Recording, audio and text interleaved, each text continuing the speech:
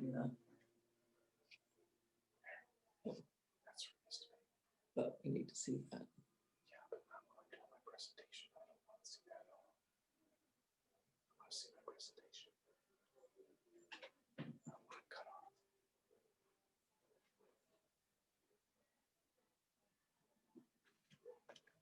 Okay, this is good.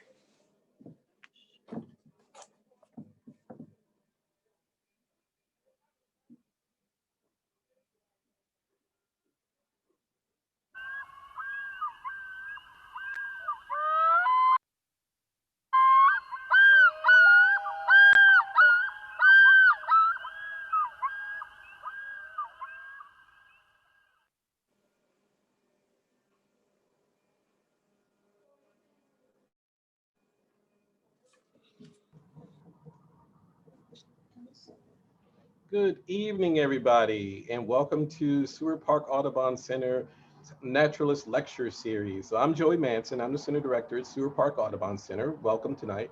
And we're here to, I'll let somebody else introduce this. I just want to talk about what we do here. We provide a platform to writers, researchers, and newsmakers who expand our knowledge about the natural world and inspire us to take action to protect us.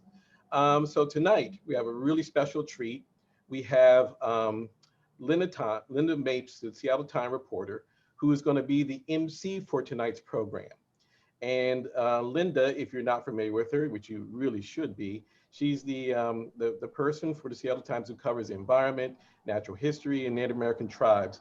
You probably remember she did the great coverage of Tillaquah, and that is the orca who carried a dead calf for 17 years. And I think she's pregnant again, if I'm correct. Okay, yes. Cool. Yes. And for her great coverage of that, she won a award, a journalistic award for from the American Association for the Advancement of Science. The series was a 5-part series called Hostile Waters. And she also did some other great work too, which is going to be Elwha, A River Reborn. She also did Witness Tree, A Season of Change with a century-old oak tree.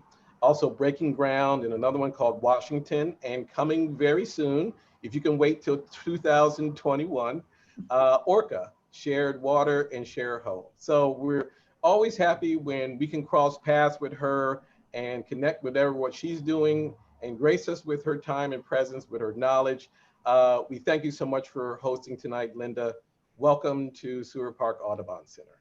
Well, it's a real pleasure to be here. I'm thrilled to talk about one of my very favorite subjects, which is trees. And, you know, we just have a great lineup of people to dig into this topic tonight. So I want to tell you a little bit about who we're going to have on the air with us tonight. We've got just a wonderful group of presenters. So we have Woody Wheeler with Conservation Catalysts, and he's a birding and natural history tour guide, educator, and author. And we've got David Mooring, an architect, a consultant, and a tree advocate. We need more of those. After that panel, we're going to hear from Maria Betayola. She's vice president of the Seattle Coalition for Affordability, Livability, and Equity, director of Beacon Hill Community Council. And Leah Hall. She's a resident at Rainier Beach. She is a Southeast Seattle small business owner, and she holds a certificate in permaculture landscape design. Then we've also got June Blue Spruce. She is with the Neighborhood Treekeeper Alliance. And finally, Deb Hayden. She's the chair of the Seattle Audubon Conservation Committee, and she brings more than 40 years of experience working with trees and natural systems. For 15 years, she served as urban ecosystem manager for Seattle Public Utilities. So we're taking up this topic of trees tonight at a really important time in our city. We're facing a lot of difficulties, but we also have so much promise as a city. We are the Emerald City, and we have just beautiful, beautiful trees in our city. I'm thinking about Denny Park right now, holding that giant canopy in my mind. I'm thinking about the trees up on Capitol Hill, but I'm also thinking about the portions of our city that don't have enough trees. Trees are very much an equity issue. They are critical to quality of life. They're critical to public health. They are refuge for all species, human and animal, and even for spirits. So let's get started. I want to get into some of these topics tonight with our presenters. I've got a lot of questions, and I know you all do too. So let's take it away with our first panel with Woody and David. Okay, I'll get started, and thank you, Linda, for that fabulous introduction. I could listen to you for a while, I think, with all of your experience and all your stories, which I've read many of and been to many of those places you mentioned. So I'm going to jump right in and move quickly because we have so many good presenters to listen to tonight. So I'll start with Treeless in Seattle, saving trees in an upzone city, and that'll take us to the next slide. So this is what I'll do. Why we need trees, 2 tales of tree loss, personal stories, how other cities are faring, and how to keep trees in Seattle. Next. Benefits. Trees and shrubs stabilize the soil, reduce runoff that leads to urban flooding, and clean pollution and dust from the air. That's from John Marsliff, University of Washington ornithology professor and author of Suburbia. Next. And when we talk about climate change, the last line of defense, maybe the first line too, is trees. And this quote I love from Al Gore, which is, so far the best available technology for pulling carbon dioxide from the air is something called a tree. Next. Street trees provide benefits worth $375,000 annually through energy savings, carbon sequestration, air quality, and aesthetics. And that's from Seattle Department of Transportation. Next. Community benefits are large from trees and from planting them and caring for them. Studies have shown that trees in a neighborhood contribute to community involvement and have positive health benefits ranging from asthma relief, improved academic performance, and shorter recovery times for patients. That's from the Urban Forest Stewardship Plan. And I want to mention that last picture and this one here too, show young people planting trees. And I think there's an enormous potential in that. I was a youth conservation corps leader for 4 summers with the Forest Service and got kids involved in activities like this. And I feel like there's a future in that, in engaging young people in stewarding our landscape. Next. So there is almost no public health, crime, or environmental quality metric that you can look at that isn't made better by the presence of trees. Trees are infrastructure, and they are the cheapest way cities can make a difference in the life of residents. That comes from Deborah Martin from the New York City Restoration Project, and they focus on disadvantaged neighborhoods. There's a logo at the bottom. I can't quite see it on my screen. There's a tagline down there, but the bar says, nature is a fundamental right of every New Yorker, and that's from the New York Restoration Project. Thank you, Joey. I think that's a fantastic quote, and I think we should adopt it here in Seattle. Nature is a fundamental right of every Seattleite. Okay, next.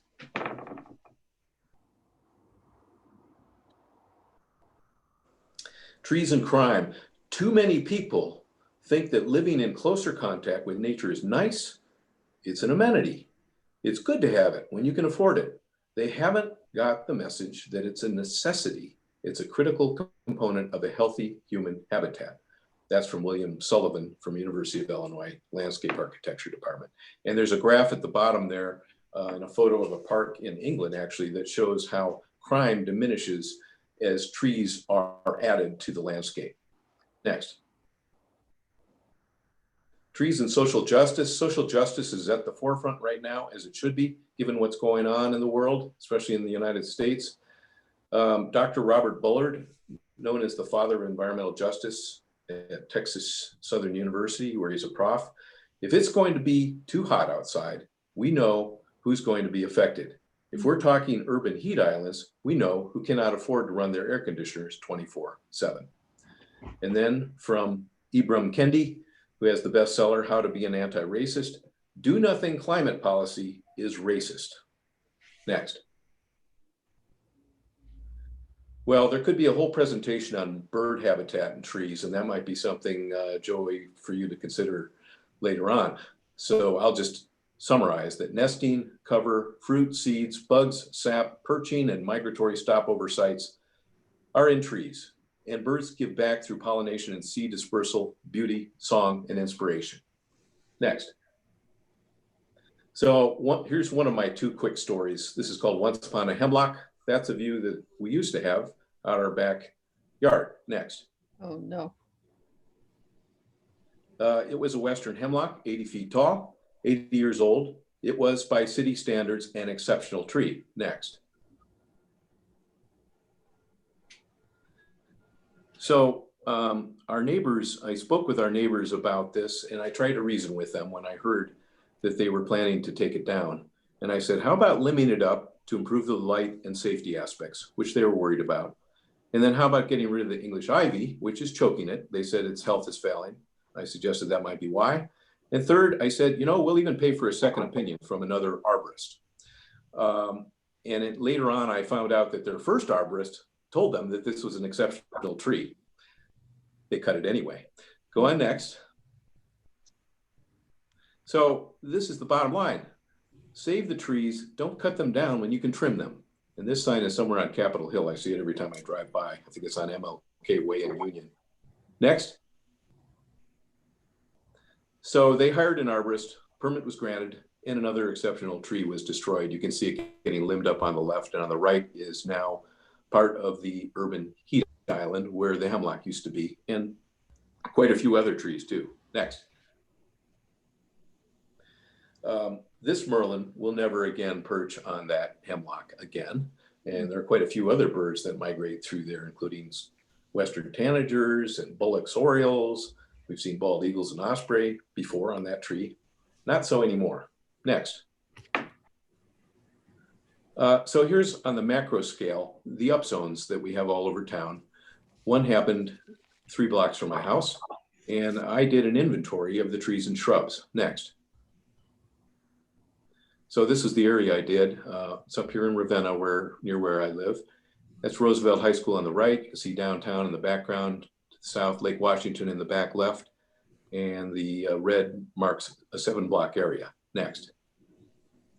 So I walked the whole thing over a few days and found out there were 425 trees in there, including 109 conifer trees. There were, I would guess, 12 exceptional trees in there, 183 street trees, and quite a few large shrubs that also have significant ecological and social benefits. Next. Next.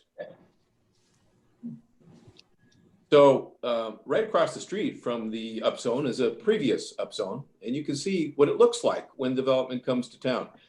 All the vegetation is gone, all the trees are gone, and next page, they have minimal efforts to replace trees and shrubs. Next slide, please.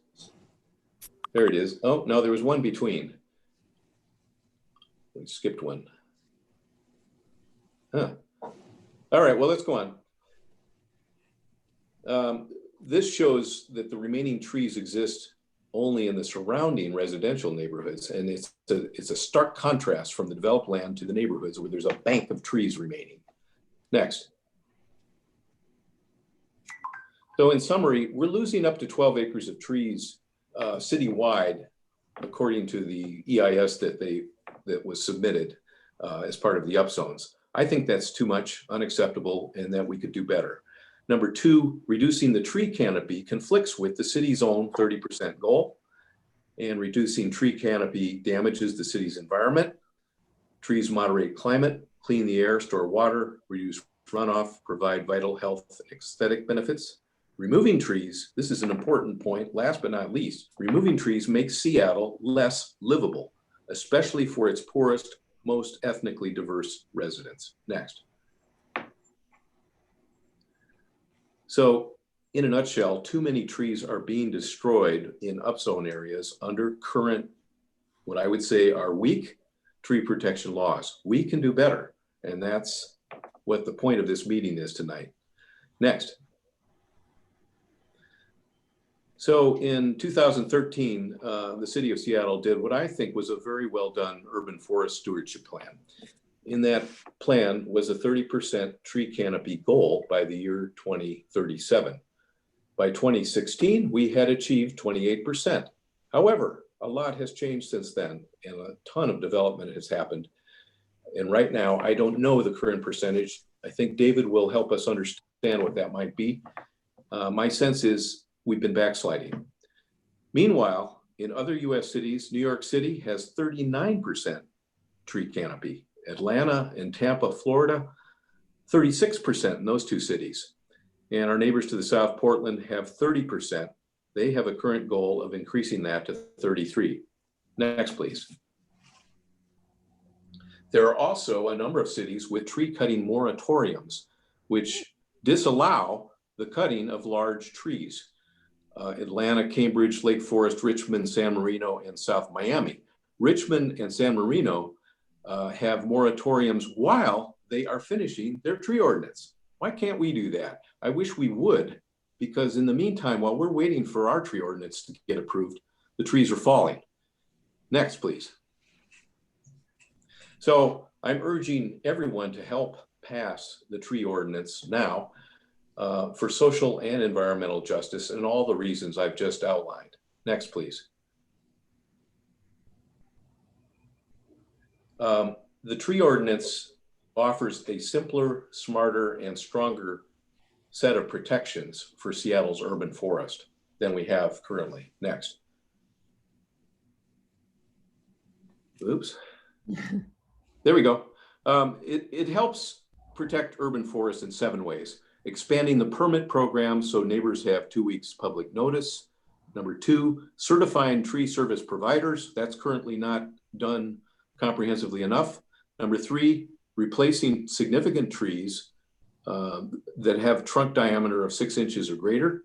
Number 4, tracking changes in urban forest, compiling data, and using it for better forestry management. Number 5, protecting exceptional trees, groves, and trees on undeveloped lands.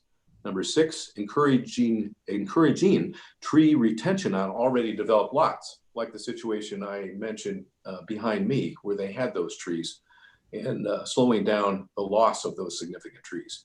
And finally, number 7, to fund and enforce, allocate adequate funding in the city budget to ensure tree protections are enforced. So that's the ordinance in a nutshell. That's a simple look at it. Next. So after all, we are in the Evergreen State. As Linda mentioned, we're in the Emerald City. Our city signed on to the Green New Deal. Shouldn't we, of all places, be able to meet our tree canopy goals? And in my view, yes, we can, with all of your help. Thank you very much.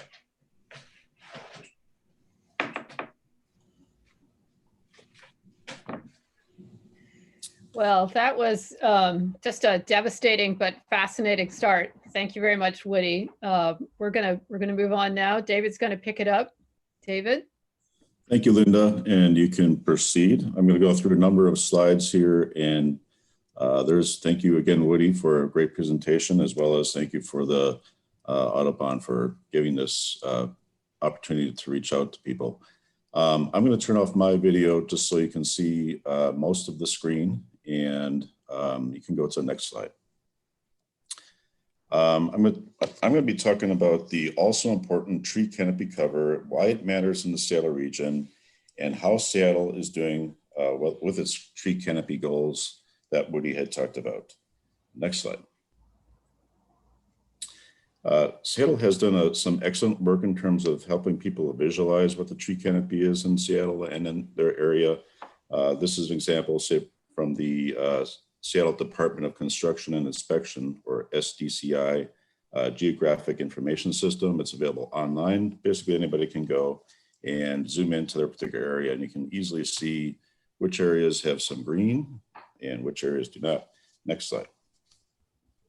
In 2016, Seattle hired a University of Vermont to prepare an updated tree canopy assessment using LiDAR, or originally light and radar, to make some digital representations. And you can see here, if you want to, oh yes, okay.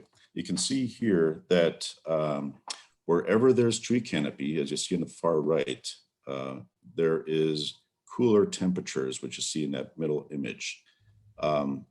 Where there is no tree canopy, as you can kind of see along the Duwamish River there, it is, you get a lot of red, and the red stands for, again, higher temperatures. The blue stand for cooler temperatures. This is very important for us to remember as we think about the importance of trees. Next slide. I'm going to show you hopefully some examples here of how we're losing our tree canopy in Seattle. And if we continue to lose our tree canopy at this rate, what might happen in future generations.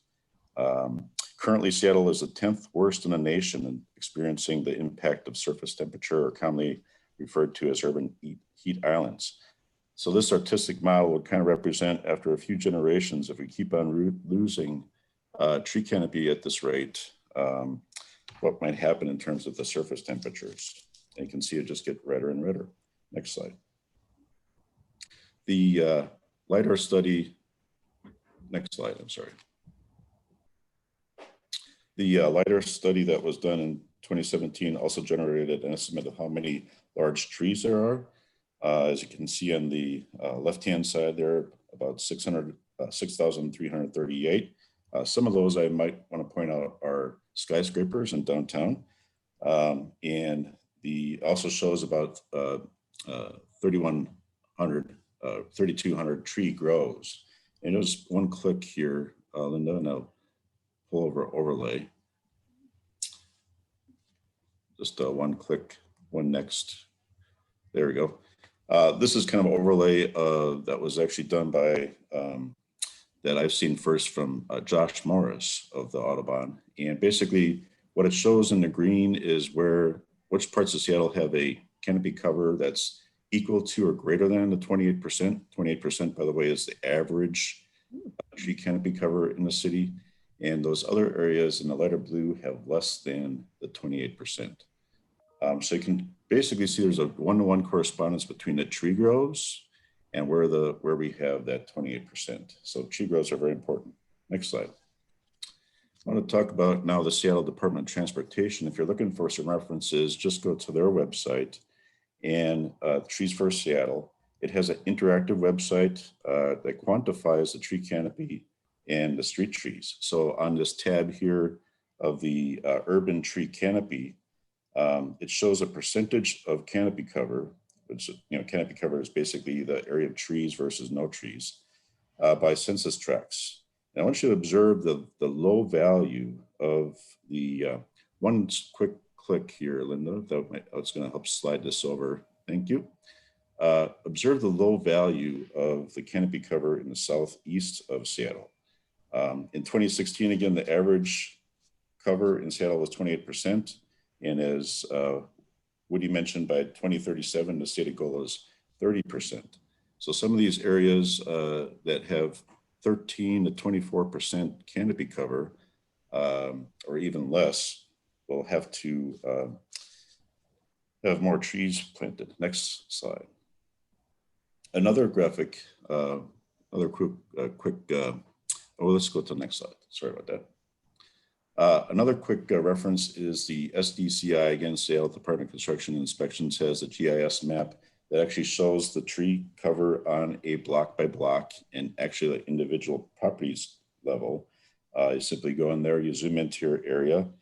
And this here shows the area of Wallingford. Quick click here, and I'm going to overlay, which is basically there. And you can see how the canopy cover looks on the Seattle wide. One more click. This next image here that's sliding in is from Belltown. And one other click. Thank you. And as you can see, Belltown is quite not so green. And Belltown versus Wallingford, you'll see that there's more trees on the street, less trees on the actual private property. So again, the canopy cover can't be totally covered by just trees in the street. Click to the next one, thank you. So let's talk a little bit more about the street trees. One more click. On that same website that some of you might be very interested in is a tab called Environmental Justice. And what basically they did here is, again, these are just regarding one quick click here. Thank you. This basically shows the street trees only overlaid to the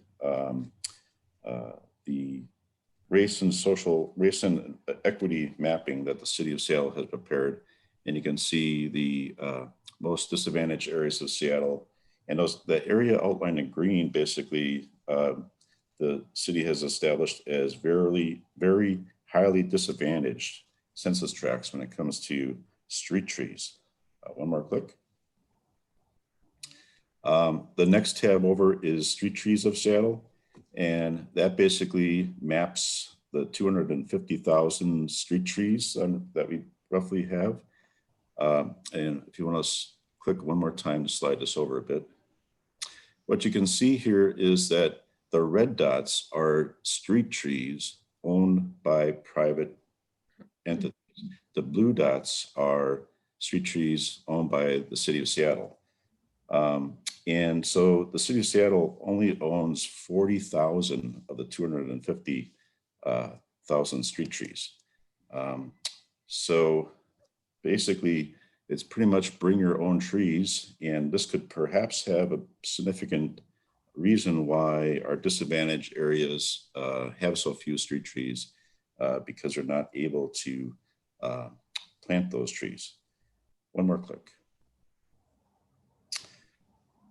The next tab over is the urban forestry, which interactively identifies each of these trees by the species, size, and trunk, and actually the tree's owner, as you can kind of see. If you click on a tree, it pops up that information.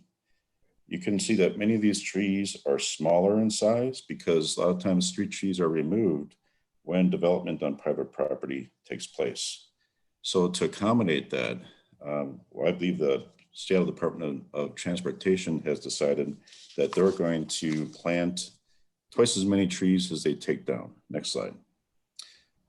So how are we doing? One more click, I'm sorry. How are we doing on our street trees? Well, we did a public records request in October of last year. And again, remember as well that when you plant new street trees, about a third of those newly planted trees are not watered and die within 3 years. If you look around your streets and you see those new street trees, a lot of them are not being taken care of, but not a lot are actually lasting. So what the record had showed, instead of planting twice as many, the green bar here shows how many trees on the streets were removed. The light green bar shows how many trees were replanted. And this was compiled from records, thanks to some volunteers. But as you can see, in the last 3 years, the number of replanting has been only about 80% of the amount of street trees removed. So we're not even close to doubling the number of new trees being planted. Next slide. And again, we've tabulated for reasons why those trees were removed. Next slide. Let's talk about private lands real quickly. Next slide. Again, here's some all examples are all from the city of Seattle, compiled by staff that we have obtained through, again, a records request. And here's a grove of trees on a single family lot. There's 57 trees altogether. Again, Seattle defines a grove of trees of 8 or more trees that are at least 12 inches in trunk size. That's measured at breast height. And those trees cannot be on the street. So to be a grove, it has to be all on private property. Next slide. In this particular example, where they're doing a development on a single family lot, basically one dwelling per lot, only 19 of the 57 trees remain. No new planting was requested. Next slide. Another example, again, on a single family lot that was subdivided into 4 smaller lots. You can see on the left-hand side, the before condition, and the right-hand side, the after condition, with 4 new homes being built. Keep in mind that as well, that the city of Seattle requires at least retaining or planting new trees. And on each of these trees, on each of these 4 lots, you'd probably be required to have trees that equate to about 10 inches in trunk when you add them all up. Next slide. Multifamily is even worse. So here's some examples, again, all from the city, where in the top, you see the prior condition. On the bottom, you see that after that was developed with 3 or 4 homes and about 3 or 4 trees removed. Next slide. Here again, the top shows the before condition, the bottom shows the after condition with some row houses. Next slide. Bird's eye view, left-hand side shows the before condition, see 3 separate properties with 3 separate dwellings. On the right-hand side, after that's been developed with 3 townhomes each, basically no trees left. Next slide. Yeah. Here's another example. Again, these are all from City of Seattle. They compiled it and showed it to the City Council. I think maybe the Urban Forestry Commission also saw these back in 2017, the before and after condition. Next. One more condition where on the top you have a property that was developed in multifamily in the bottom with 6 units. All the trees are gone. Next slide. Again, one more condition, about 11 mature trees removed. They did plant some deciduous trees with this one, but again, not a lot of space for them to grow. And it's a couple more clicks. We're going to go by this one here. Again, another example of single family. Again, this tree was basically taken out because it was subdivided into 3. I'll click one more time. Except 3 lots. You can see that tree right there in pieces. And one more click. Again, I remember what's wrong with this particular home, and this is on the south side of Seattle. Again, remember I said single family lots, you have to replant trees if not retain them. Well, what you'll see a lot in Seattle recently is a lot of big homes, but they failed to provide those trees. Yeah. Now I want to click one more time, and we're going to show a video. Oops. Let's see. Let's click back. Go up. Let's click again. I'm not sure what happened to the video. Anyway, yeah, here we go. Let's click one more time. And we're going to watch a video here. At 4.5 feet high, it's a little more than 30 inches around, I think you can tell. It's a big, big tree. And so it's old, and it sequesters a lot of carbon. It provides a lot of environmental benefits that we know about. It helps us with our heat islands. It takes up stormwater runoff, so it doesn't run off so fast. It does all that sort of thing for us. And once you cut it down, it won't do that anymore. Duh. They could have taken this property here. It's a pretty big property. It's 2 lots. And they could have put 3 to 4 to 5 even structures on this property, taken out some of the branches and saved this tree. But instead they choose to put in 5 structures, 2 on the back, 3 on the front, including an environmentally critical area, and cut the tree down. They don't even take time to consider that they might be able to save this tree.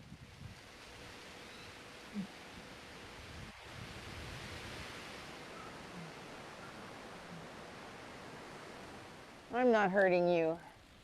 His bark's really thick, so he won't mind.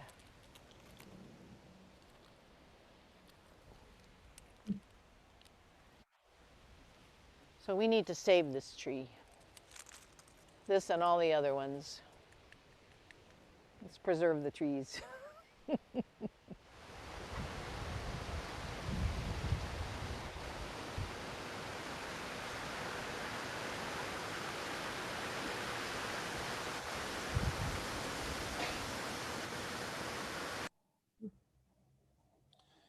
Thank you, Linda. And I think I presented just a rough idea of hopefully what the tree canopy is, what it means, and how it's doing. Not doing well. Gosh, what a presentation by both of you, Woody and David. I learned so much, and a lot actually of what you told us shocked me. I'm not pleased to learn that other cities are doing so much better than we are with regard to their goals and retention of trees.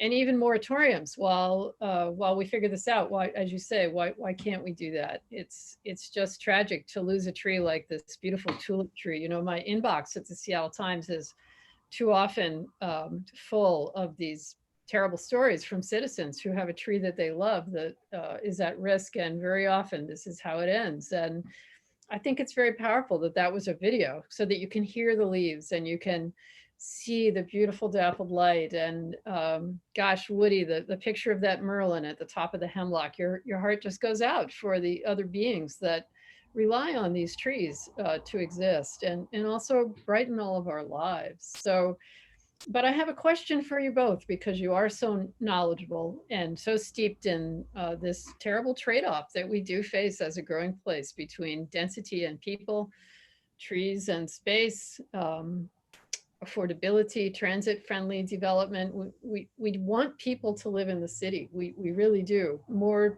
the better, because we sure don't want them pushing out into the last soft places of Puget Sound and the bioregion, where you know the forests that are still intact are that save the salmon, that feed the orca. So it's all connected, isn't it? And so we have to get better at this. We have to be smarter about this before it is too late. I feel almost like I'm talking to family here whenever I am with this particular audience, because I've been with you so many times talking about trees and salmon and orca. It is all connected, and it's also not too late. But it's getting late, isn't it? I mean, Seattle has lost way too many trees, and we just can't keep doing this. There are going to be more people coming. So I'd love to hear you each just take a moment with us and give us your insights about this trade-off. How do we bring more people here and have affordability and transit-oriented development, but we don't keep making these terrible choices? Woody? Well, I'll start very generally, and I have to give David some kudos, because he's involved in so many of these trench wars, really, where trees are being taken out. And David, I don't know how you do it. I think you need a masseuse or somebody to keep your spirits up, because you watch these tragedies over and over again. I only reported on a couple of them, and those broke my heart. But my opinion is you can do both, that you can have density and you can plan to have more trees on the property. I feel like there has been overreaching, that lots have been developed to the max, like David illustrated, and that we can do a better job of accommodating both. I don't think it's an either or decision. And as I pointed out, I don't think it's a sustainable decision if we remove the trees. I've heard that logic that we save, you know, that we develop the heck out of Seattle and let the surrounding areas survive. I don't believe that, for starters, because the surrounding areas are developing too. But secondly, I don't think it's livable for the people in Seattle, especially those that have precious few trees today. And those end up, as I pointed out, being the people that already have it the hardest in the most disadvantaged neighborhoods. So I'm an optimistic person by nature, and I'm of the opinion that we can do both. I pointed out New York City has 39% canopy. Does it get any more dense than that in the United States? Atlanta at 36%. Those are very huge cities, bigger than us, that have managed to keep some trees. I think we can too. Those are very good points. And you know, I think sometimes that Seattle is still a young city, and we're catching up to some of the more, you know, the better chops that some of these older communities like New York City have figured out. And we have got to step up. You know, I moved out here in '92 from New York, and people said to me, oh, we're different out here. And I thought, well, we'll see. I think maybe it just hasn't caught up with you yet. David, what do you think?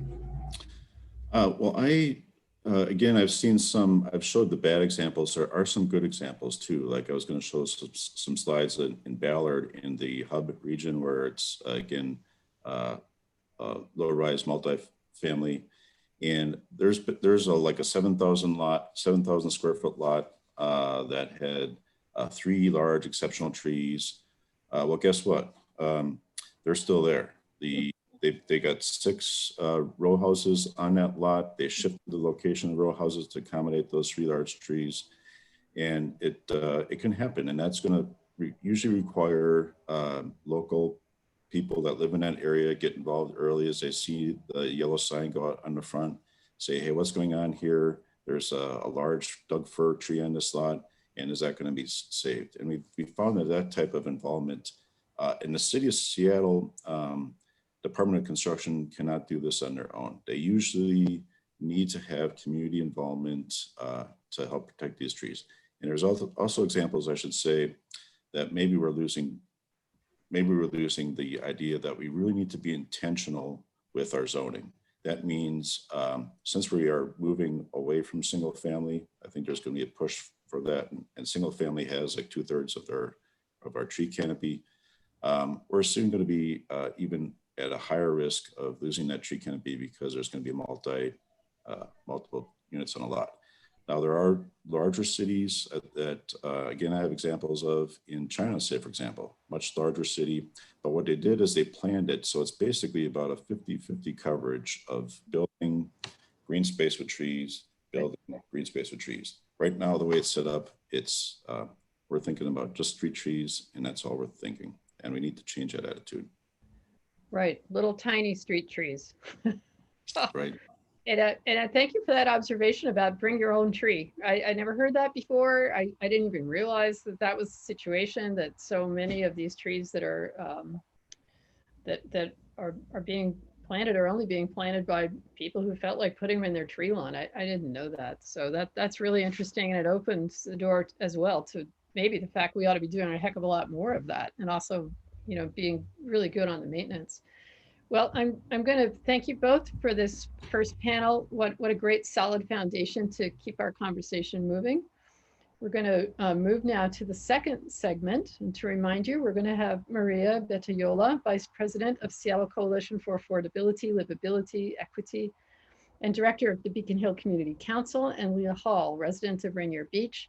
And she's the Southeast Seattle small business owner I told you about, who also has that certificate in permaculture landscape design. And they are going to talk about how trees in South Seattle are a critical resource for people and for wildlife. And we're going to get into this role of race and equity and development and gentrification, and how that connects to trees. So let's go on to the second segment. Maria, Leah. Hi, everybody. My name is Maria Batiola, and I just wanted to say a couple of things about myself. Since almost 4 or 5 years now, I've been serving as volunteer environmental justice coordinator for El Centro de la Raza, and I chair the Beacon Hill Council. So one of the pieces that's really important is the value of trees and canopy are different for many of us, depending on the presenting issues. I want to talk about Beacon Hill. Slide, please.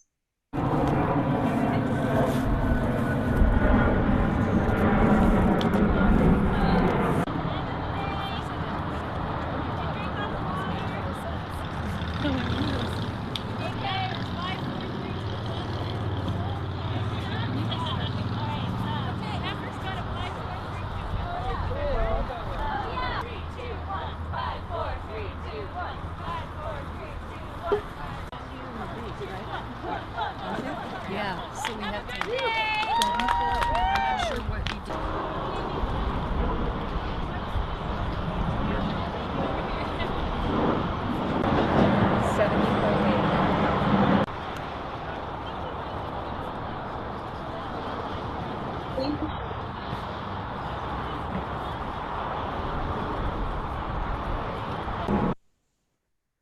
Thank you very much. I can't talk about our situation in Beacon Hill without having you experience the noise that we deal with. So I'm going to give you a big picture first and then go back to that. Go ahead, please. I'm going to talk about the air and noise pollution in Beacon Hill, and then talk about the Mandatory Housing Affordability Act that pushed the gentrification and displacement in our neighborhood. And we have an ask of the Audubon, and I understand the Q&A will be done later on as a large group. Yeah, I need to remind myself to share with you the definition of environmental justice. So the classic standard environmental definition is about the protection and preservation of the natural environment, trees, the air, the water, and so forth. With environmental justice, we're also talking about including people as endangered species and also including built habitat in that environment. Next, please. So Beacon Hill is surrounded by air and noise pollution emission sources. If you look at the map, on the north side is I-90, which is about 125,000 cars a day. On the west is I-5, about 250,000 cars a day. And then Rainier and MLK, that's from emission from the land. So majority of it is 2.5 black carbon as well as other chemicals. But from the air, we have airplanes that come over every 90 seconds. The World Health Organization established the noise level decibel at 55 during the day and 45 at night. And what we've learned is when airplanes are flying over, we get decibels anywhere from 70 to 90. And there were 3 community scientist studies that were done when El Centro and EPA had a partnership that established that information, and they correlated. So we have a good sense that it holds. 70 to 80% of the arrivals that fly over Beacon Hill were right underneath the landing path, so to speak. And that's why we have so many flights coming over. And there are 3 airports that contribute to that. Majority is SeaTac with King County International Airport and Boeing Field contributing. Next, please. This is the flight pattern. There was a Greener Skies initiative around 2012 that allowed, that was intended to be able to have more efficiency, therefore use less fuel by having the flight path guided by GIS. So therefore it narrowed down the flight path. And what it also did is it allowed the airplanes to stack. So you can push a lot more planes through that.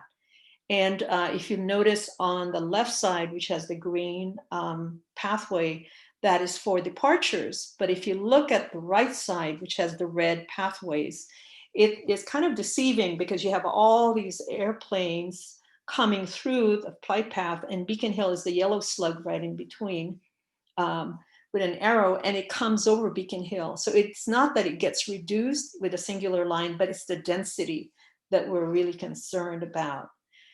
So at El Centro de la Raza, what we did with the EPA collaborative grant was that it was for 2 years, 2017, we did education and outreach, 2018 empowerment. We reached 467 people in 24 meetings in 6 languages. And we developed 8-point community action plan. That's the empowerment piece. And then we funded 3 community scientist projects.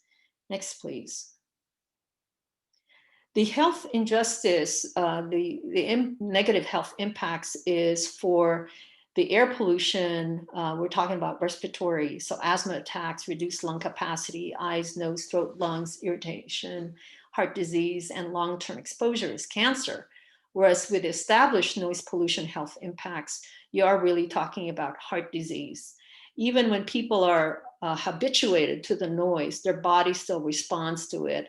And what it does is it's a stress release, so it thickens the, and results in a cardiovascular issue. Sleep disturbances is a big one, as you all know, that's part of mental health issues, general annoyance. And there are studies that show there's lower math and reading test scores for schools without noise insulation. We don't know if that's because of the distraction factor or if something else is going on. In terms of ACHIA, which is cumulative health impact assessment, the Duwamish River Cleanup Coalition had a study done of 98108, which is over on South Park and Georgetown, but a big swath of it crosses Middle Beacon Hill. And they found that it has the highest cumulative impact score of all Seattle areas. And as a matter of fact, I noticed it doesn't have on this slide that area, the folks have 8 years less in terms of how many average years they can live, and it ranks poorly for most environmental health factors.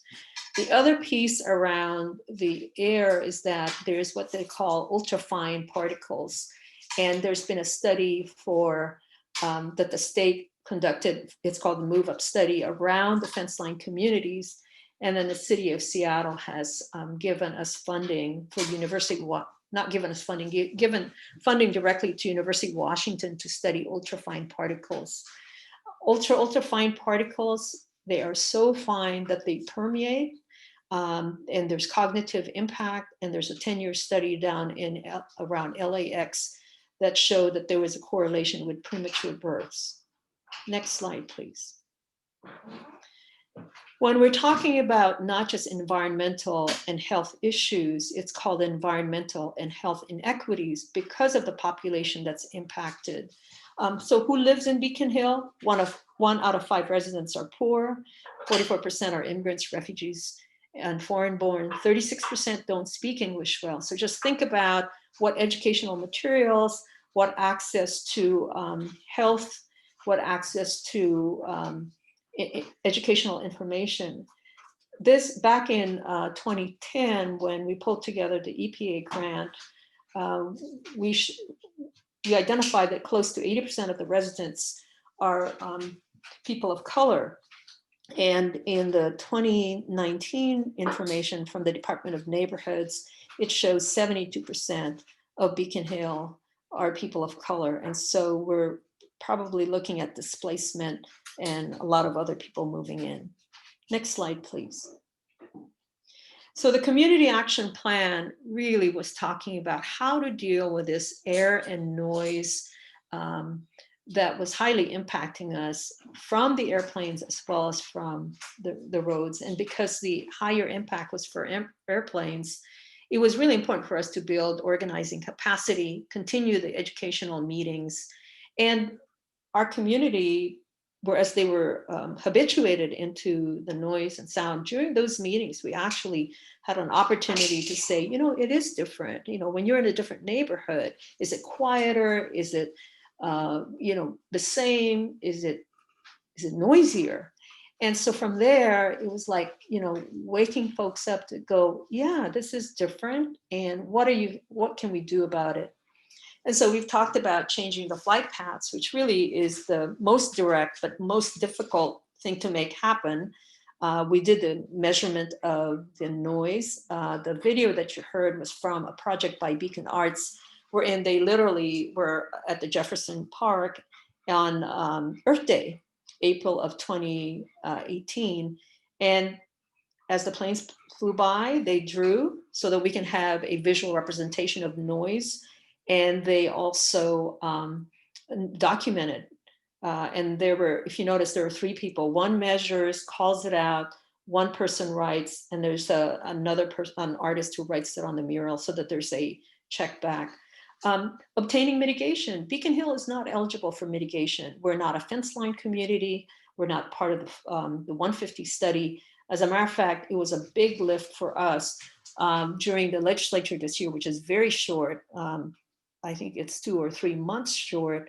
We were able to help pass House Bill 1847, which is to expand the noise abatement area to include Federal Way and include Beacon Hill and our surrounding areas.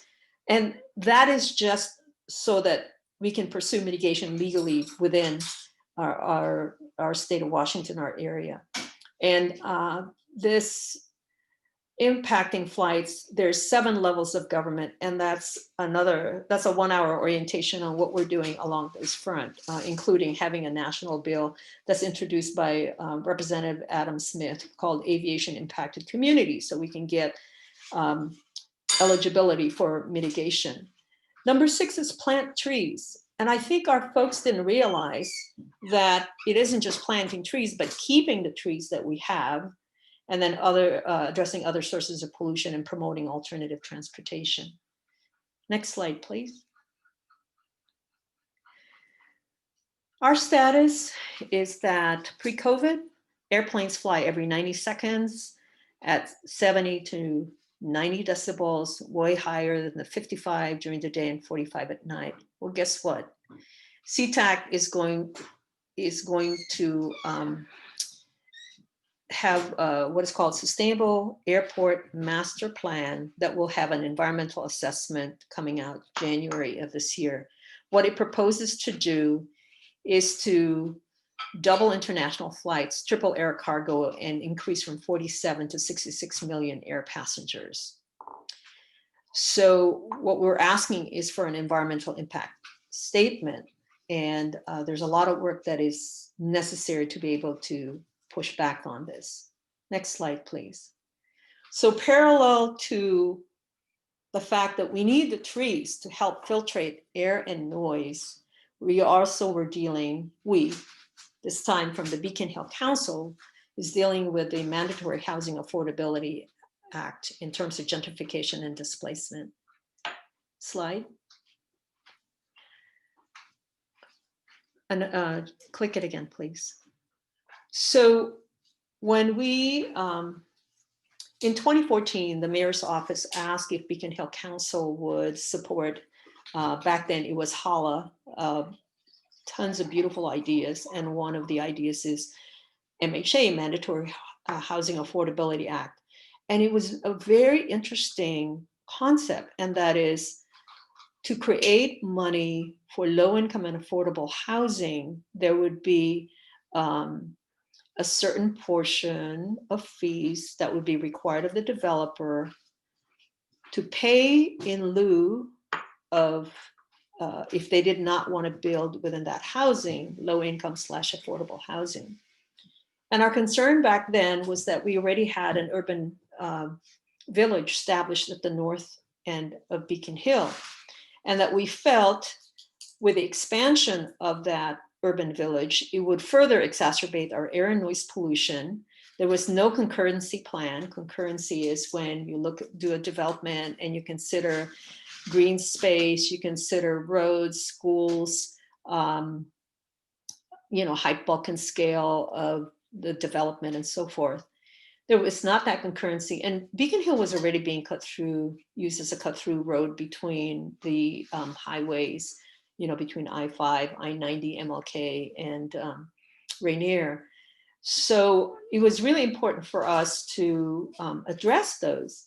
And in the MHA, they said that they addressed it, but we didn't find any information. So that's sort of how we wound up joining Seattle Coalition for Affordability, Livability, and Equity. Next slide, please.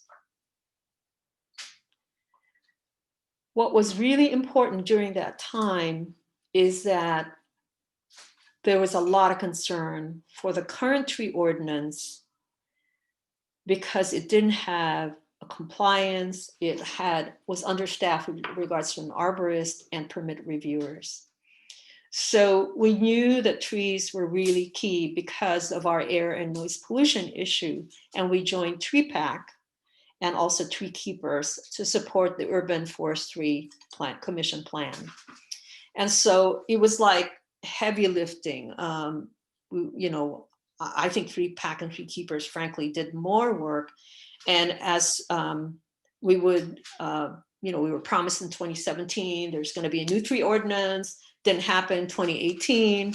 In March of 2019, the MHA was passed, and we supported it at that time because it included home ownership, it included historic assessment for Beacon Hill, and some other things. And the promise again, there's going to be a new tree ordinance. To this day, there is no tree ordinance that is on the table. Next slide, please. So I'm glad that David talked about the heat islands in terms of the canopy. I think the pace we're going, that's going to be problematic. Further problematic for us. We ask for a higher tree canopy percentage because of our air and noise pollution. Next slide, please. And one of the things that was really interesting was that there was a lot of old housing that's actually functioning as low cost and affordable housing. And somehow that was never included in the inventory of affordable and low income housing, such that what was happening was that there was a lot of development that went on in North Beacon Hill. And to the point, next slide, please, to the point that the garden house space was considered the remaining green space in the North Beacon Hill urban village. And there was a lot of difficulties with regards to transactions for that buildings, and they proposed a 14-unit design, which is option A, 9 townhouses design, option B, and option C, similarly 9. And what that would do in option A and B is that the green space on the north lot of the garden house would be totally removed, and the south side garden lot is a legacy pear tree orchard place. So that would be removed. And thank goodness the Historic Commission said, come back with a different plan. Next slide, please. Similarly, there is an area called Brick Pit, which is 20.9 acres. If you see the picture on the left side is the I-5. So this is right around Middle Beacon Hill on the Spokane Columbia exit way. And what we did was we wrote a grant for the conservation levy futures. Oh, excuse me, one comment about this is that if you were there and looking further to the west side, you will see King County International Airport and Boeing Airport. So it's really important for us to preserve this 20.9 acres of trees. And so both the garden house as a green space is recommended for funding, I think at 1.5 million, and then the East Duwamish Greenbelt Brick Pit is recommended for funding at $1 million without needing to do what they call an equity matching grant for it. Next slide, please. So if you see the little red, the red jacket person, that's me standing in front of an exceptional tree in the north part of Beacon Hill, which is part of the PACMED because that's a historic site. So those trees will be preserved. And in 2019, we were really overjoyed that Plant Amnesty was stimulating the different neighborhoods to map out and count exceptional trees. And we identified 62 in North Beacon Hill, and we need to do a lot more. Next slide, please. So our ask of you is very simple. And slide, please. Click. And please lift up the UFC-backed tree ordinance so that people and birds can be safer. Thank you. For the next speaker, it'll be Leah. Leah, are you on the line? Hi, can you all hear me? So I'm actually outside right now, so I hope you can all hear me. Yeah, I think that's great if we can start with this video here. So just a little bit about me. I don't know. Oh, here we go. So I'm born and raised in Seattle, so I've really seen a lot of what has happened due to development in Seattle. This video that we're watching right now, and actually remove my own video. This video that we were just viewing there was a development near my house, and I'm gonna get to this area in a moment, but first I just wanted to talk a little bit about the neighborhood where I live, Rainier Beach. Rainier Beach is home to riparian corridors, ravines, a commercial area, and an ethnically diverse population. 30% or 31% Black and African American households, 31% Asian, 13% Hispanic, and 14% mixed race, and an increasing immigrant population as well. And this information came from the Rainier Beach Action Coalition. I want to point out that a huge reason why Rainier Beach is such a diverse place is partly due to the discriminatory segregationist practice of redlining in Seattle's real estate history, which basically was racial exclusions written into property deeds and community covenants. You can go to the next slide.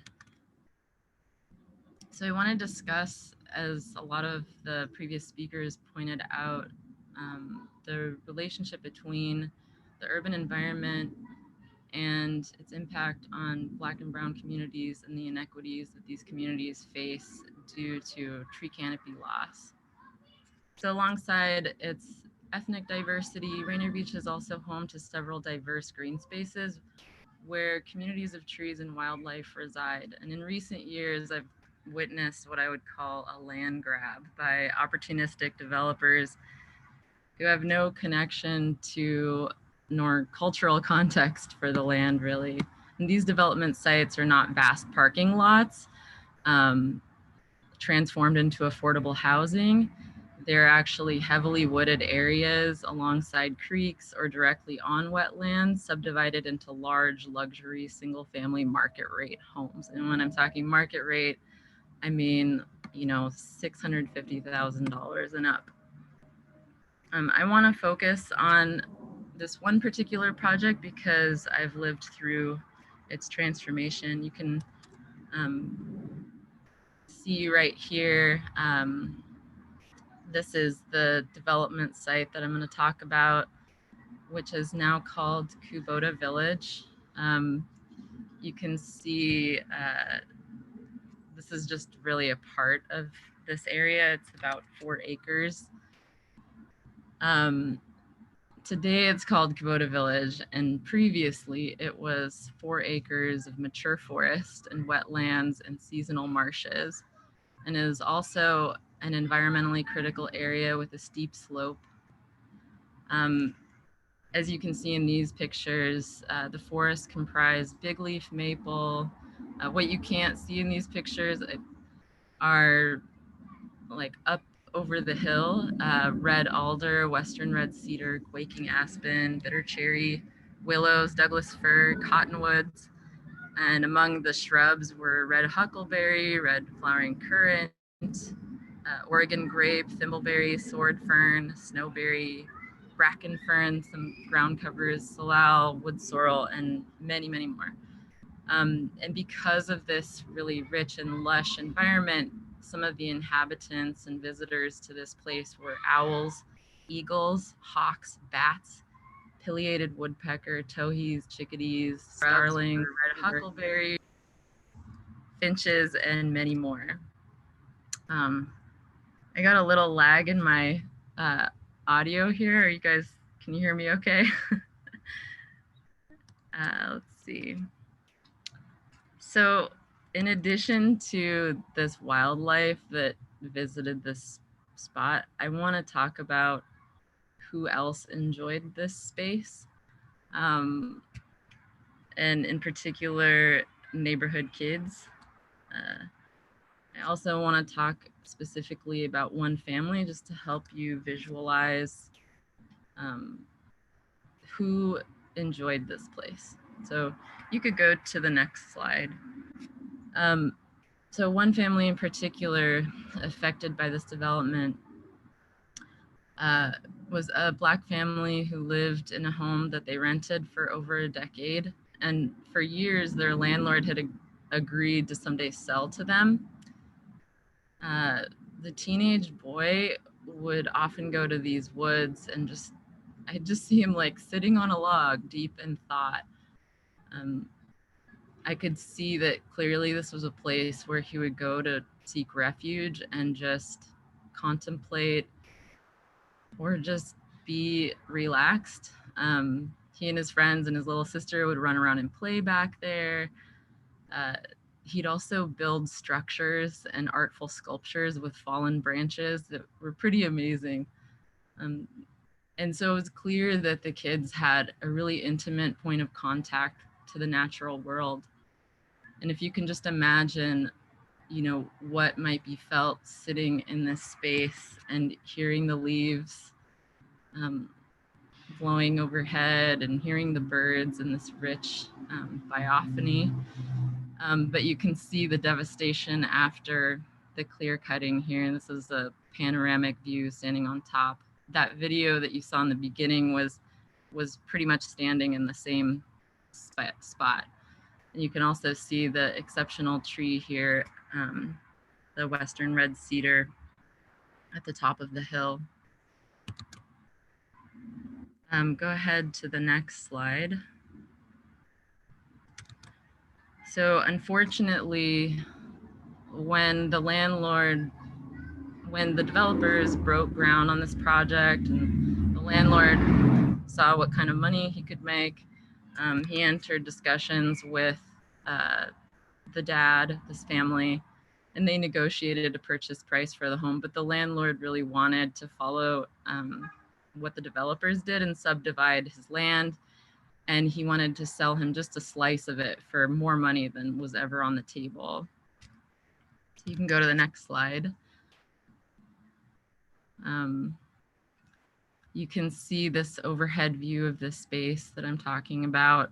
This up to the upper left is the area before they clear cut and shortly after they subdivided the parcel. Originally, it was 1 or 2 large parcels. And for many years, it was actually, I spoke with another neighbor who was Black, and they mentioned that, you know, long time ago, a lot of neighbors were battling this development, basically. The developers that most recently purchased it in 2014 sold it or purchased it for $400,000. And then they got all the permits, they did all the subdivisions and sold it for $2 million. And you'll see in a moment how how these recent developers were able to capitalize on this. You can go to the next slide. Oh, go back one more. So here's an aerial shot, that highlighted green area. This actually comes from the real estate firm's website, where they're showing the area, and you can see that all these dead ends come to this, what was once a woods. So the end result for this family, due to these increasing costs and just really no longer a livable place. You can go to the next slide. Unfortunately, they had to pack up their bags and leave. And this is one of the little girls from the neighborhood who left. So just a really direct example of how families are displaced. So during this time, more than 7 families on my block alone sold their homes. And within a 5-year period, property values and property taxes increased by 100% in some cases. You can go to the next slide. So here's just a little side note. We went out there after they did a lot of the clear cutting, and you can see there's some Oregon grape and some ferns and salal on the ground. We actually, you can see my cousin there in the second picture. We salvaged a red huckleberry and took some of the cedar bark and planted it. And then just acknowledging the lives that were lost and the lives that were displaced. And I just want to say too, like, if we can just imagine all of the land that we're on right now and what it looked like, the systems of forests and ecosystems that were here, we can imagine what might be here in the future and how all of these forests really take time to develop and how quickly just these little machines you see on the right bottom, how quickly they can decimate that life. Go to the next slide. So this is an example of the replacement trees that the developer put in. And as you can see, they're very poorly taken care of. They're pretty much dead, and they're pretty small compared to what was there before. So just to help kind of imagine what Seattle was like before, I think we can look at some of the only old growth in Seattle, like the trees that are in Seward Park, which are actually, I think most of them are no more than 250 years old.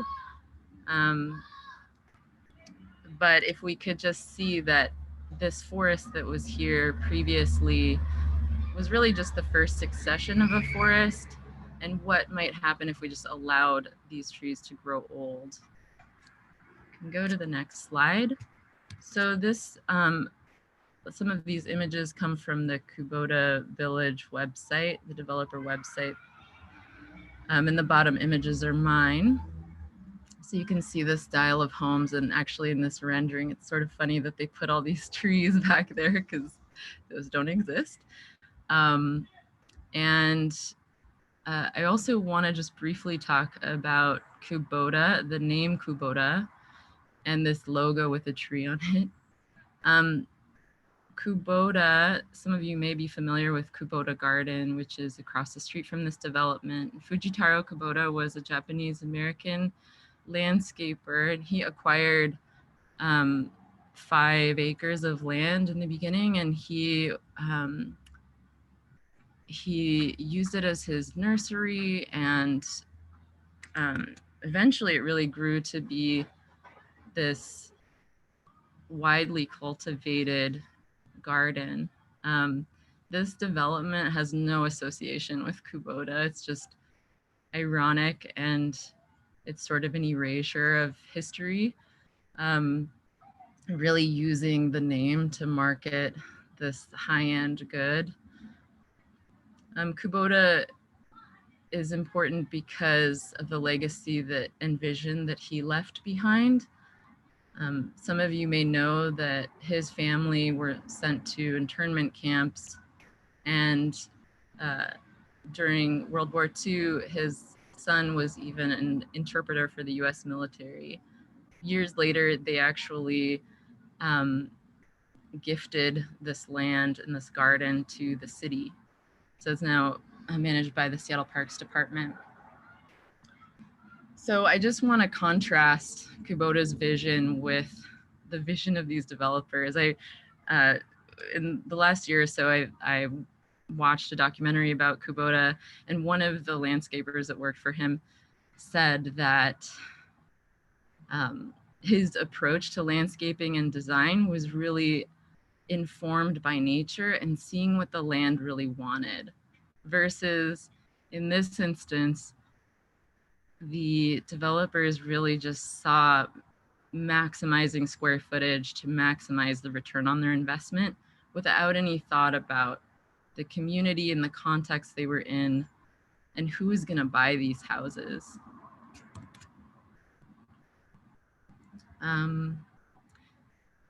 So earlier this year, I attended a public meeting at the Land Use and Neighborhoods Committee, and the chair and council member Dan Strauss opened the agenda and public comment by saying, I want to acknowledge the land we are on in this territory of the first people of Seattle, the Duwamish, Suquamish, Muckleshoot, Tulalip peoples, past and present, and we want to honor them in every way possible. Unfortunately, I don't see SDCIs or Seattle Department of Construction and Inspections practicing this sentiment, despite our city's own symbolic seal with the image of Chief Seattle on it. It's really a token to our predecessors. I also want to say that these first peoples were displaced and their homes were taken away, and their sustenance was taken away by changing the very landscape that we call home, changing the land that we now call Seattle. So if you want to go to the next slide, there's a couple images here I wanted to show that I pulled from, oh, this was actually a little side note. This was an image of some graffiti that I saw in my neighborhood on a few giant homes. But I thought it was a worthwhile question. So you can go to the next slide. So I took these images from a text called Native Seattle by Cole Thrush. And as you can see here on the left is who we call Princess Angeline. She was the daughter of Chief Seattle. And can't really read that caption there, but basically it just says that her little shanty was maligned and evidence that Seattle needed to clean up its urban landscape. And as you may know, this picture in the middle is the removal, the physical removal of land between Lake Washington and Lake Union. And as you can see, Lake Union there in the foreground was much lower than Lake Washington. And from that opening, we ended up raising Lake Union and flooding some of the homes of indigenous peoples that lived in Salmon Bay. And then also we lowered Lake Washington and dried up the Black River and completely dried up the sustenance for indigenous peoples residing there where Cedar River and Black River converged. And that was really the only way into Lake Washington before they opened up this ship canal. Ironically, the ship canal became really the boundary between the north of it, where Seattle was predominantly white, and then south of it was predominantly everybody else, Black and brown people. And you can see here on the right, some more evidence of dispossession and displacement. There's 3 white men who are asking this indigenous man to leave, basically. So I bring this part into the conversation because I think it's really important that we zoom out a little bit, and because we are talking about trees, and the lifetime of trees is far longer than most of us will live, if they're allowed to live to old age. And I think it's important to look back at our history and understand this real pattern of displacement with development and shaping the land, and how this really disproportionately affects Black and brown people throughout time. And I just want to also point out that SDCI's website in their land use code says that they want to protect and promote public health, safety, and general welfare, and conserve the natural environment and historic resources. I think that sometimes it can be really ironic when we look at the Landmarks and Preservation Board rules to preserve just a slice of history that we choose, whether it's a building downtown or a school and the like, that have particular architectural features, but that we don't actually think about preserving this other important slice of history, which is the natural environment that we could be in. So if we give these ideas and these things a thought, you can go to the last slide. I think it's important that we recognize that we barely understand the complexity of natural cycles, and that we need to give these trees a chance to grow to old age,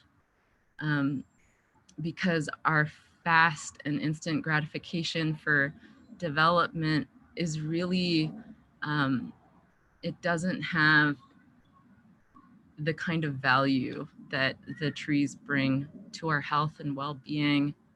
We know that in urban environments, urban forests really play a role in benefiting our mental, spiritual, and physical health.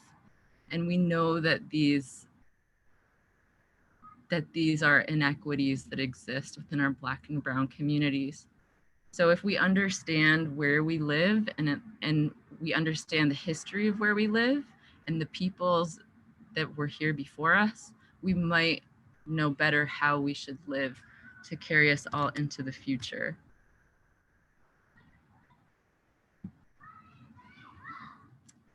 And that's all.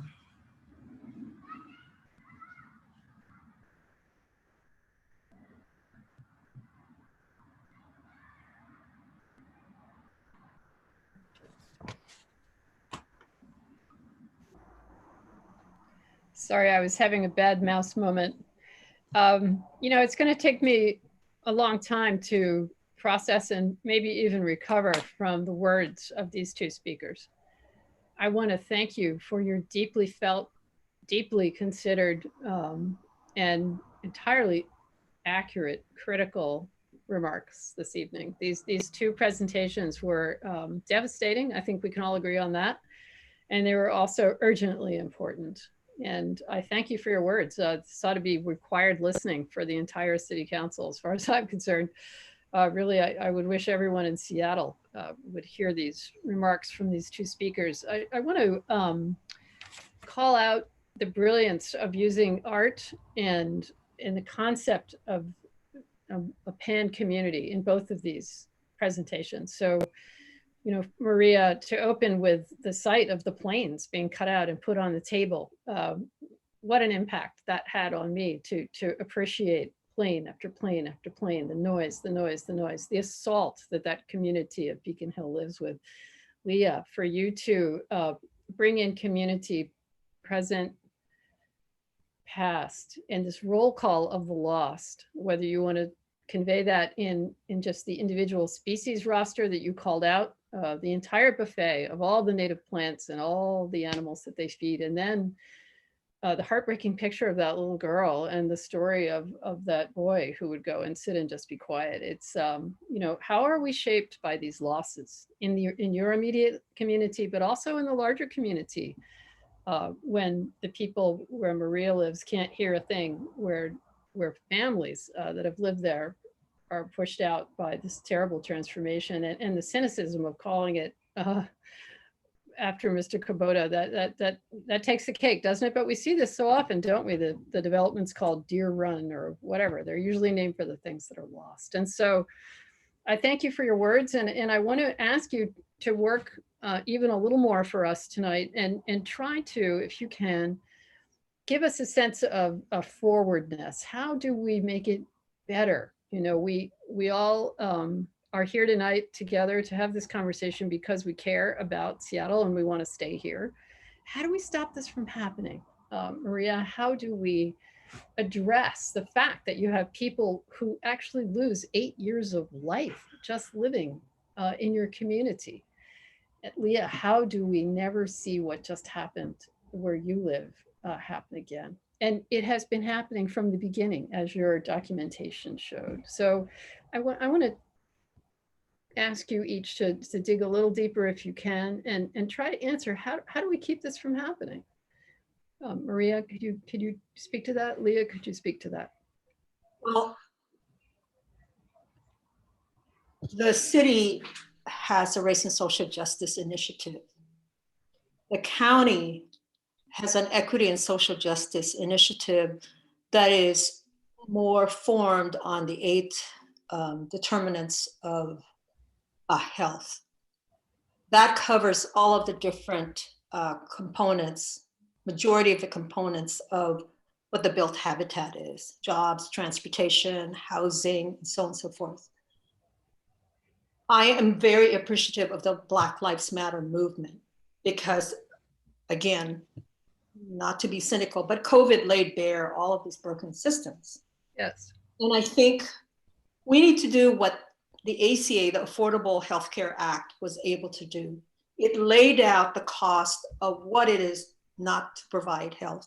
We need to lay out the cost of what is it to have an unhealthy environment, not have trees, and really take a look at, is government probably really spending way more? And I'd hate to monetize it that way, but if that's what it's going to take to get the attention, to listen, very important. We are at a time of climate change. We're at a time of greenhouse gas emissions, trying to manage it. And yet we, I say we, from my El Centro de la Raza hat, have been going to Puget Sound Regional Council to say, we got to have multimodal planning. By law, it's required. In practice, it's not. Right. If we don't connect all of these dots, then I think it'll continue to happen.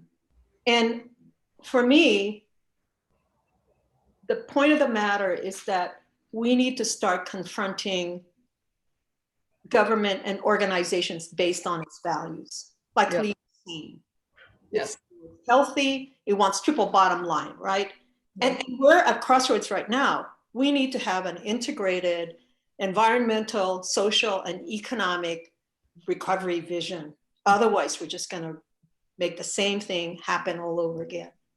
The FDA won't even look at us because we're not a fence-line community.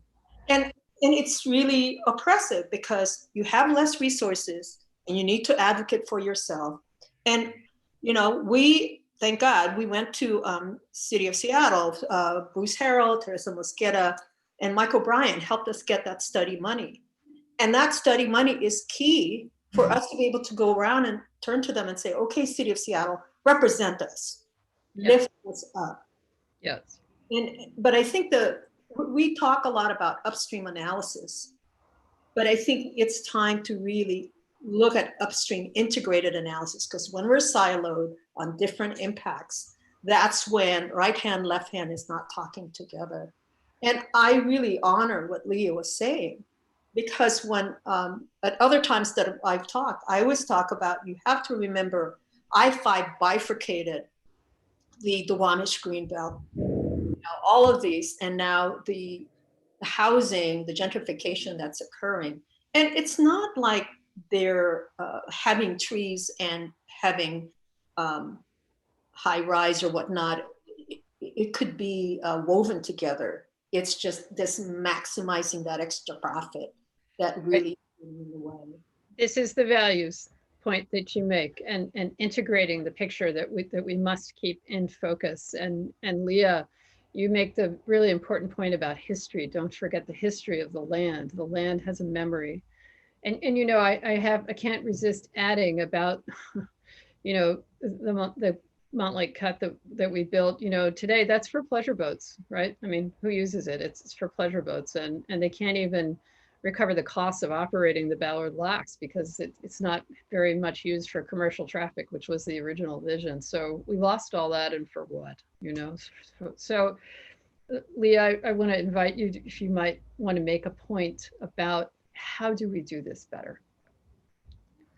Well, I'm leaving that to June. No, I'm just kidding.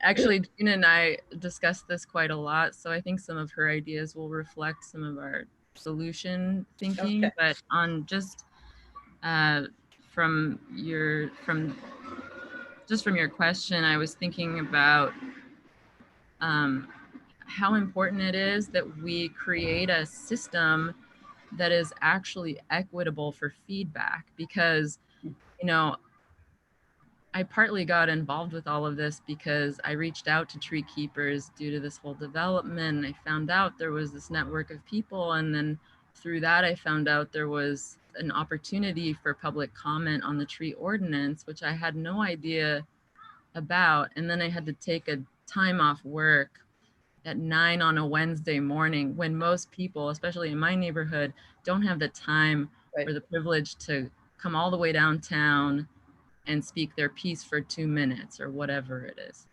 And that's right. It's offensive. It's insulting. It's impossible. And everyone else is being paid to be there, but you. It's wrong. Right. And so I think that's number one. Number one is we need to amplify voices. I think part of what I'm trying to do is connect with neighbors in just to try to find out what people have to say. I mean, I've already heard just from conversations passing by, you know, how people feel about this destruction and decimation. And unfortunately, nobody was really given the opportunity to give any feedback before this project even broke ground. Yep. I mean, it was really a surprise. I actually reached out to Bruce Harrell's office well before they clear cut these trees, knowing what they were going to do.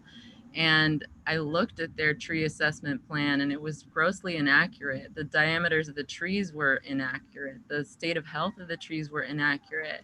And really, so I think there needs to be some kind of accountability. I don't have the answer for that. Right.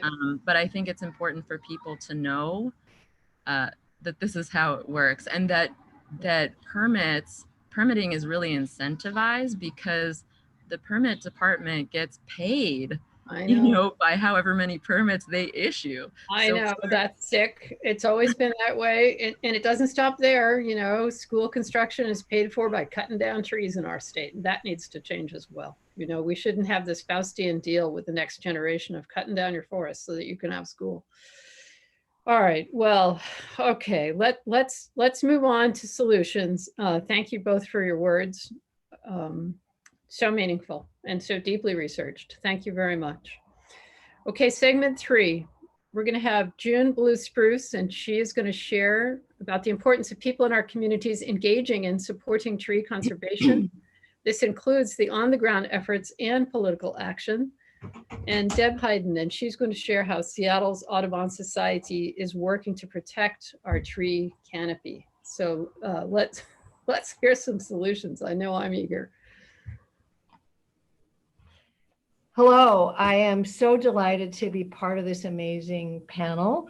And I want to say I'm really honored to be part of it. I live fairly close to Seward Park, and the trees there are my best friends and my healers and my therapists and my elders. And I really appreciate the efforts of this Seward Park Audubon Center and other groups like the Friends of Seward Park in restoring that beautiful forest and educating people about it.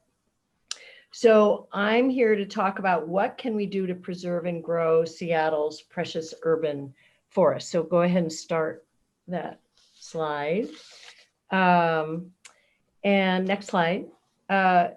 This first slide summarizes really a lifetime of work. So don't expect to kind of accomplish this in a few months and then move on to the next thing. This is really a long-term project to get to know your tree neighbors. First of all, they give you the oxygen that you breathe. So the least you can do is get to know, notice them, get to know their names, and appreciate them. And also track them. How are they doing? Are they healthy? Do any of them look as if they might be in danger of being cut down? Are they on an unbuilt lot that's not protected? So that's a first step. As Joni Mitchell wrote in her great song, Big Yellow Taxi, don't it always seem to go that we don't know what we've got till it's gone? Secondly, get to know the land where you live. And I think Leah spoke really eloquently to this. Who and what was there before it was cleared and platted. We know that indigenous people, now called collectively the Duwamish, lived here for millennia before the white settlers arrived about 170 years ago. And they did sustainable forest management. There's a beautiful Gary Oak Meadow not far from where I live, right on the shore of Lake Washington, that was managed by a group called the People of the Lake, which is now a subgroup of the Duwamish. So we need to know this history. We need to know about the land and how it was taken. We need to know the old place names. We need to know what happened here. And we also need to get to know our human neighbors. We need to get to know, especially the ones that are different from us. We've talked a lot about racial inequities, there's class differences, there's gender differences, there's ability differences. Trees connect us across our differences. And it's important, as both Maria and Leah and others too have spoken so eloquently about, that we need to lift up the voices of people that are most impacted by environmental degradation and the voices that have been heard the least. We need to do this at the macro level, where we're talking about economics, and we're talking about planning, and we're talking about infrastructure. We also need to do it at the organizational and interpersonal level. We need to be sure that in our organizations, in our relationships with each other, as we do this work to try to preserve and improve our environment and make it equitable and sustainable, that we are not, especially those of us who are white, are not perpetuating racist patterns of dominance in those contexts. Because if we do that, we're just strengthening the system that we're trying to change. Trees and forests, Leah and I have talked about this a lot. Trees and forests provide a beautiful model for how to live in community. We humans have a lot to learn from the forests. They are incredibly diverse, and yet beings in the forest collaborate with each other. They share resources and nutrients. They warn each other of dangers like pests, and they sustain each other. They literally hold each other up. If you have a single tree and you have a big windstorm, it's much more likely to be knocked down than if you have a forest. So I think we have a lot to learn from them. I think we tend to think that we're trying to save the trees. And in fact, at least as much, if not more, the trees are saving us. Next slide. Oh, I want to just say about that resource before you go. The Growing Old podcast series from this spring, the 50th anniversary of Earth Day. It's a great resource for how do we grow old? How do we let trees grow old? What do we envision for the next 50 years for Seattle? Okay, next slide. So one concrete step you can take is to help track Seattle's remaining large trees. There's a great project called The Last 6,000. So I think it was David, you talked about an estimate that there were just over 6,000, what the project is calling majestic trees, which are 30 inches or greater diameter at breast height, which is about 4.5 feet above the ground. And this project is trying to track all those trees and create a database of them so that we can help protect them. And each of us can volunteer to help out. It's great fun. My wife and I have identified, I think, at least 100 trees. And so you can go to the website and find out how to join in with that effort. You can also schedule an online presentation about majestic trees in your neighborhood with the Last 6,000 group. And the group used to give tree identification workshops. Those were suspended with the coronavirus epidemic. However, I've been talking to Jim Davis about how we can do tree ID classes online. So watch this space for that. Next. So others have talked about the tree protection ordinance, how it's been kind of dangled out in front of us for years. The current ordinance was passed in 2009 as an interim measure with the intention of passing a better measure within a year. And here it is 11 years later. A lot of people have worked on this very hard. I've been involved for the last few years. We hoped that the City Council would pass a stronger tree protection ordinance based on Urban Forestry Commission recommendations by the end of last year. That didn't happen. What they did do is they passed a resolution that committed them to passing a tree protection ordinance that was consistent with the principles of the UFC recommendations, and to enter a process of developing that. And the plan was for SDCI to figure out how they would implement such a plan and to develop a draft and to get public input. And then we all know what happened on March 13th. And so that process has been significantly slowed down by the pandemic. And unfortunately, I'm advised that we will likely not have an ordinance by the end of this year. However, don't lose hope. Go to www.don'tclearcutseattle.org. There's a host of information in there and tools. There's a great template for a letter to the city council and to the mayor. We need to keep this on their radar screen. So go ahead, go in there. It just takes a few minutes. Send your email to them to say, we need this ordinance and we need it pronto. As you know from all of the information you got about how many trees are being cut down. And it's budget season and there's a huge budget shortfall because of the epidemic. I would say that tree regulation enforcement resources might be at risk. So we need to advocate to make sure that not only do they not cut them, but they expand them. We need more arborists in SDCI, for one thing. So please go ahead and go to that website and send your emails and copy all emails about tree preservation to Sandra Pinto de Batter, who's the Urban Forestry Commission coordinator. Next slide.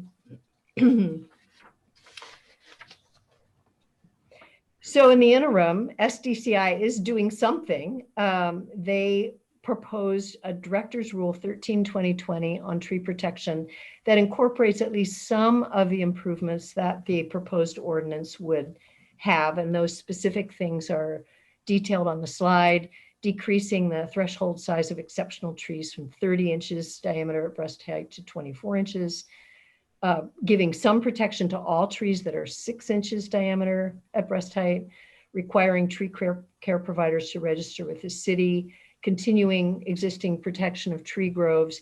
Even if one of the trees falls down, it's still a tree grove, and clarifying that all exceptional trees removed during development must be replaced. So there was a comment period that ended August 17th. However, I think it's still worth it to submit a comment. The Urban Forestry Commission wrote a great response to this rule saying, good for you for in these ways, but you could strengthen it even more if you changed it this way. All that information is on the Don't Clear Cut Seattle site. Again, you can go in, copy and paste the shortened version of the UFC recommendations and push send, and that sends a message that this is really important to get done. We need to pressure SDCI to approve and implement this rule as soon as possible, and again, to make sure there's adequate funding for enforcement. So there's some emails of people you can badger about this. Next slide. Advocate for the trees where you live and work. So now you're tracking trees, you're watching them, you're seeing them. If you see something, say something. If a development project threatens trees in your neighborhood, contact SDCI by email. There are specific processes to comment on design and request public hearings. So you can do that too. And as Leah mentioned, you can give testimony at meetings of the City Council's Land Use and Neighborhoods Committee if you have the privilege of having time off at that particular time. Next. And I really encourage people to be creative about ways to take action. We have to be safe in the COVID era, but there's lots of different ways you can communicate with neighbors, send out information. You can do colorful events at sites where trees might be threatened to attract media, to up the ante in terms of pressure on the City Council and SDCI to enforce existing regulations. And I didn't mention this, but I am also a long-term resident of Southeast Seattle. I've lived here for over 40 years. I'm also a writer and healer here. And if you live here and you want to help protect trees in this part of town, please contact Leah or me at the emails. We'd love to hear from you. And I want to just say that, next slide, these photos are photos that I took. The first one and the last one are photos that I took in submitting trees to the last 6,000. So it's a wonderful way to really just delight yourself by looking at big, beautiful trees. Thank you so much. On to you, Deb. Hi. There we go. So we at Seattle Audubon, boy, I tell you first before I dive into anything, I really, really have enjoyed listening to everybody's presentations in front of me. You guys have really done your homework and you really have your a handle on what's going on out there. A little bit about me. I've been a resident of Seattle for almost 40 years, and 35 of that was spent working for the city of Seattle on tree issues. So I've actually been living the other side of it, and speaking from anyone in the city that works on trees, we are with you. It's a real hard battle, and it's hard to watch those big trees go. As a Seattleite, I've lived in West Seattle near Lincoln Park for 30 years. And I am just blown away by the amount of big trees that I have seen taken down. I mean, really big trees, 4 feet diameter trees, Doug firs going down in our neighborhood. Like, I hear a chainsaw and I go running. So I encourage anybody and everybody, if you can jump in there and get things mapped and find out where all the big trees are and advocate and do what June said and get it logged in. Please do so. It really does make a difference. And as somebody that worked for the city, I can tell you that public pressure really does make a difference. Your voices matter. So on that, one of the things that Seattle Audubon has actually gotten up and running is our Seattle Conservation Activist Network. And it's on our website, seattleaudubon.org. And if you log into it, you can click on to the scan, that's the acronym, link, and fill out your information, put in your email, contact information there. It's all confidential. But what's great is we can activate as issues arise, not only the tree ordinance, but any other issues, or say a development is slated to occur and we could lose more canopy. We can activate that really quickly. We can let you know, and then we can set out block emails to the council, to the mayor, to SDCI, whoever needs to be the target audience.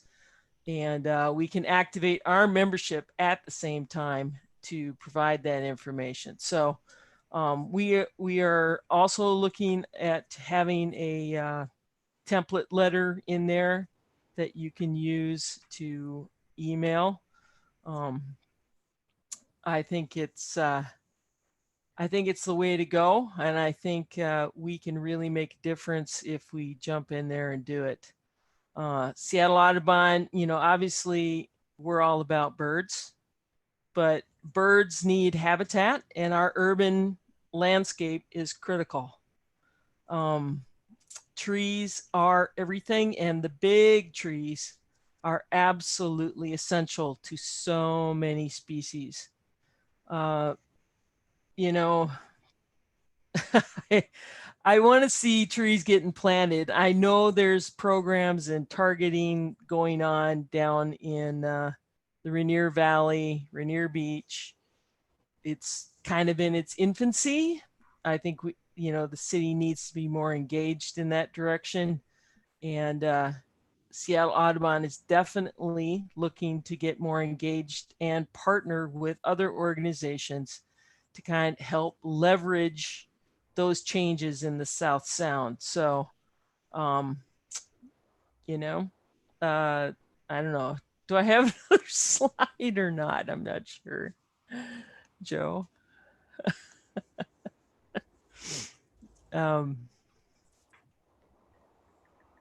Nope, that's it. All right. So that's kind of me. It's real quick in a nutshell. And, let us help you.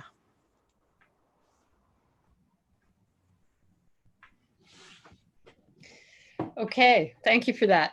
That concludes our panels for this evening. And I really am just bowled over at the quality of the information and the research and also the very, very beautiful thoughts expressed tonight. I know I'll be carrying this with me for quite a while as I go in my thoughts around the trees and around the city. So thank you for everything you brought us tonight in these beautiful presentations. I've been surfing the Q&A and shockingly, I'm really not seeing any questions from the audience. And I know we've still got 60 people online. So, go ahead and bomb us if you want. And since I'm not seeing questions, sometimes I know when I give a talk 3 hours later, I'll think, oh God, I forgot to say this, or why didn't I mention that? I'm wondering if any of our panelists have any burning embers that they're still holding in their hand that they forgot to say, that they're just dying to bring out, since I'm really not seeing any questions. Anybody got any burning embers? Otherwise, I'm going to ask Joey to wrap us because we are at almost 8 o'clock. Burning embers, anyone?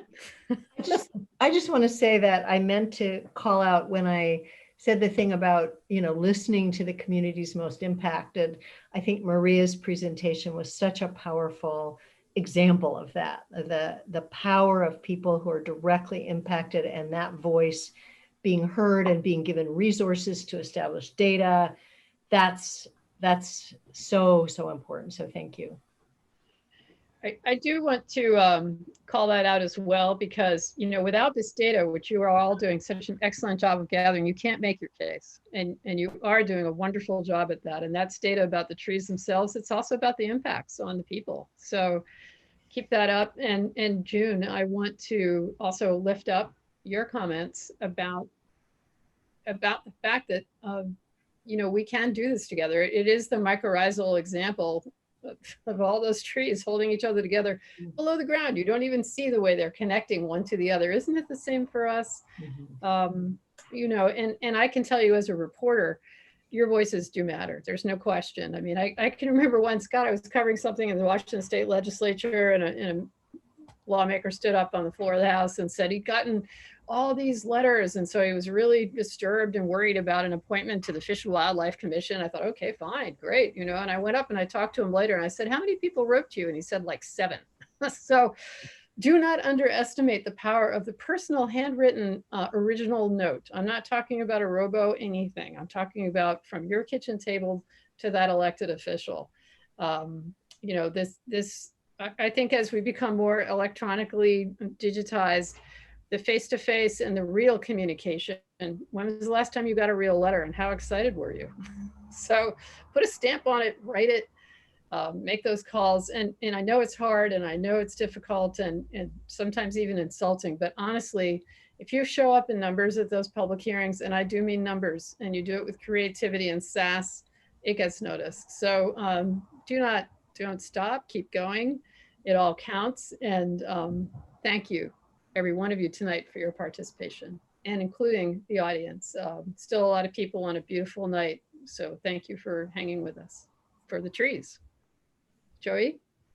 Well, I see one comment. Someone wanted to mention the Seattle in the Q&A. Sarah Jane is mentioning the Seattle tree giveaway. I think they're talking about the Trees for Neighborhoods program, where the city has a lottery basically and gives each household up to 6 trees. So I don't know if anyone has a link to that,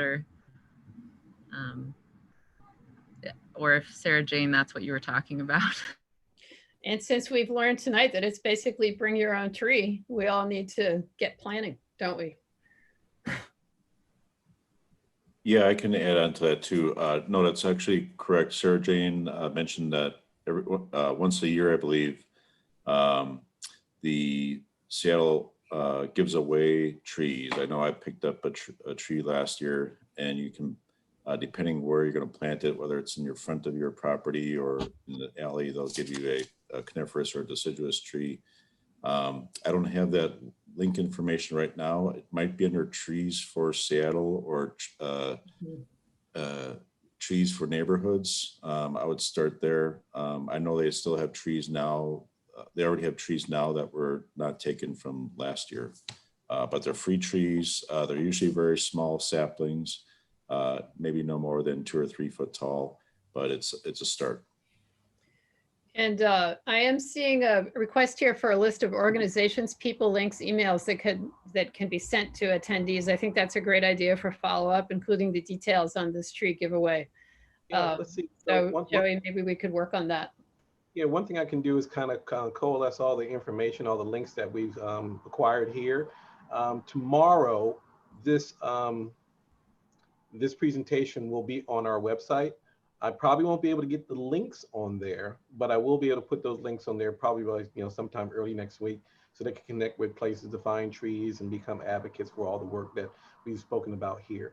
So like I said, the presentation will be there tomorrow, but on that same spot, we'll be able to put the links a little bit later on. That's great. Thank you.